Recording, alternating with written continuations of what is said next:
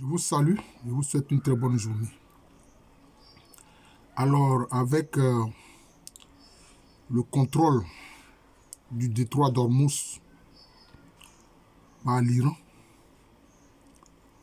le prix du carburant augmente un peu partout. Et concernant l'Union européenne, on voit que l'Union européenne est coincée.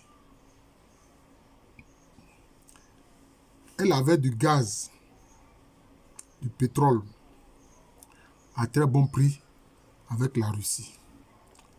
Mais l'Union européenne a pris des sanctions contre la Russie. Alors, qu'est-ce qu'elle va faire? Est-ce qu'elle va revenir honteusement vers la Russie pour lui demander de la fournir en hydrocarbures? Mais même là encore, les prix à l'international ont grimpé. Donc, c'est un problème. C'est vrai, les États-Unis n'hésiteront pas à leur vendre cher leur carburant. Le Canada non plus.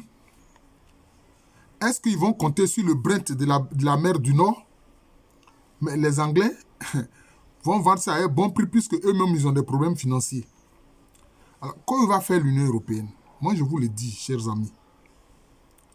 L'Union européenne va se tourner vers l'Afrique avec menaces et intimidation. Pour les quelques pays, il n'y en a même pas, ils sont quand même assez nombreux, hein, les pays d'Afrique qui produisent des hydrocarbures,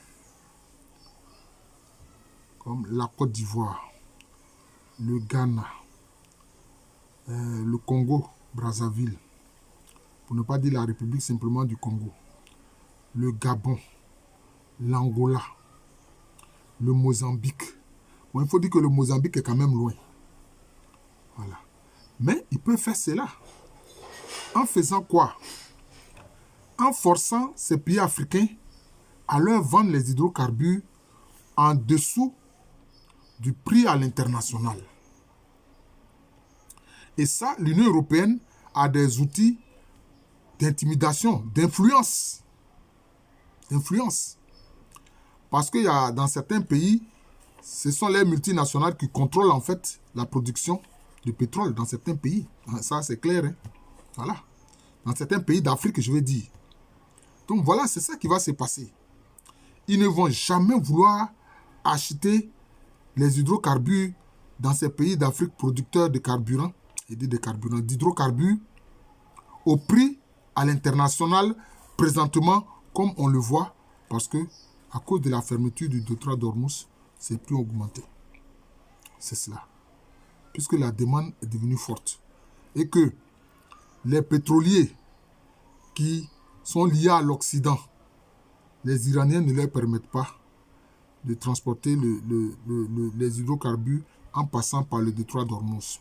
Et d'ailleurs, avec les frappes des Iraniens sur des cibles comme elles le font, enfin comme l'Iran le fait, en Arabie Saoudite, au Qatar, dans les Émirats Arabes Unis et puis dans le Sultanat d'Oman, c'est compliqué. Ceux-là sont obligés de mettre une pause à la production de leurs hydrocarbures. Donc voilà ce qui va se passer. Ils vont influencer les États d'Afrique producteurs d'hydrocarbures pour leur fournir cela à moindre coût. Voilà. Avec des prix différents de ce qui est pratiqué sur le marché international. Maintenant, on verra comment ces gouvernements-là vont réagir. On verra bien comment ces gouvernements vont réagir. Voilà.